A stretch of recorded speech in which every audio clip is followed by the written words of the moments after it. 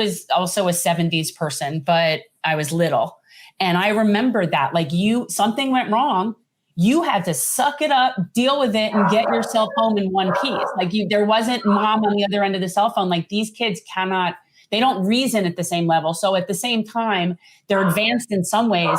They're really, like, I think, like, hindered in other ways, and certainly in social interaction.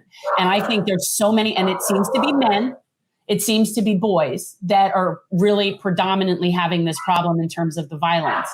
And whatever that is something we need to address. And I hate to sound overwoke, like it's some toxic masculinity thing. But I think that there is something to be said about boys and gun culture and how that's perceived as manly and what that looks like. And there's this image that somehow that will help you if you are bullied or you do feel left out. And I think that we need to somehow work past that.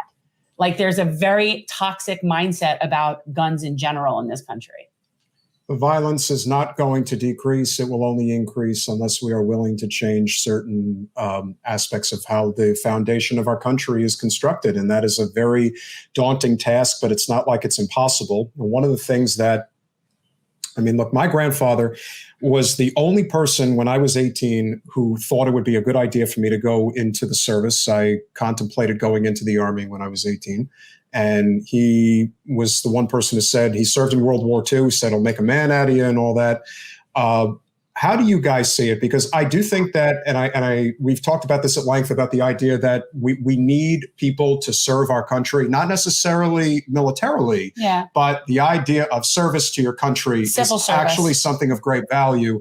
And while there are negative things to, obviously the military industrial complex that we have in our country, serving our country has a lot of value. And there are a lot of good traditional habits that one can learn in terms of, how to function as an adult in society and those types of things that you come from serving in the military.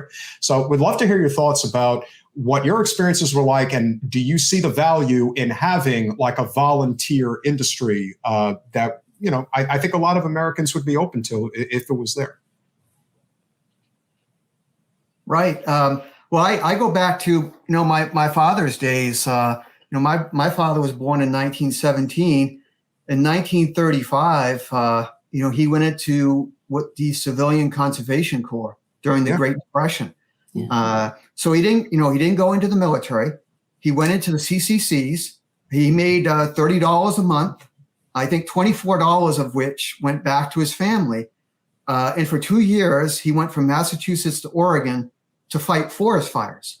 And that's something, unfortunately, we're going to need more of in our world today. So military service is obviously not the only way that you can serve your country.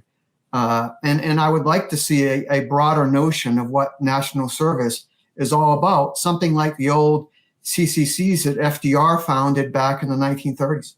Yeah. I am a fan all around. I think one of the greatest lessons that the military showed me was how to work through diversity and adversity to get the job done. And it doesn't have to be the military complex that we offer, but we need multiple avenues for a public service component. And through that, you can get single payer. If we don't have it yet, good Lord, we need to get single payer universal health care. But if we don't have it, additionally, that service component, it inherently forces you to have a stake in the game. You want your community that you're living in and that you're serving to be better. And I think a lot of that is lost by the wayside with the younger generations that are more or less just being assumed that they'll go to college, or they don't even have a leg up. So I believe that there's a real opportunity here that we can get that social investment back into the communities ultimately. And if we can do it around the country, I think that we're only positioning ourselves for, a more, I don't know if powerful is the right word, but a stronger livelihood and a brighter future for everybody. But it really teaches you that not everybody lives the same as you, has the same values as you, but you have a job that you need to do, and you're going to need to figure out a way to get past those differences to get the job done. I think, and that brings me back to the idea that I was saying before about the need to feel like there's an importance in the collective. Mm-hmm. And I think that when people are, it just becomes second nature in a society where at 18, you have to give this year, whatever, when you graduate from college, certain amount of time to serving. That becomes, I think, I think that creates more of a sense of the importance of the collective. I think that you start to create that. It has to start somewhere, because that's something that's a big problem here. It is in how we treat our citizens, how we treat new people that come here, just how we treat each other in this country is really very poor. How about the way we treat our veterans? Well, yeah, that's where I always go on days like Memorial Day. I'm like, the best way to memorialize people is to stop sending new people to war for profit and treat the people that come back with a lot more dignity than we do. It's also one of the reasons why we're such big advocates for universal health care. I mean, not only does it make total fiscal sense, but it makes the most humanitarian sense. Yeah.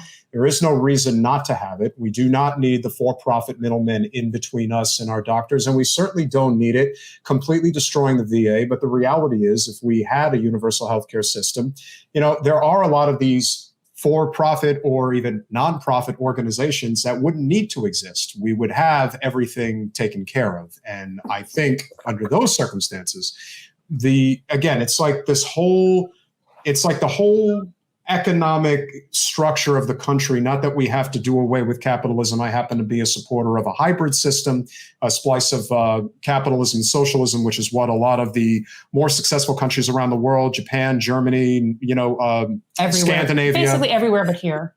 Yeah, pretty much. That all comes to mind. But I really do think that that'd be a big part. Can I point out an irony here? Yeah. And that is if you want a little bit of democratic socialism, join the military. Yes. And what I mean by that is you'll basically get about a $15 minimum wage as a private. You'll get money for college, and you'll get health care from the military. So one of the things I point out to people is that the military is sort of a weird blend of socialism.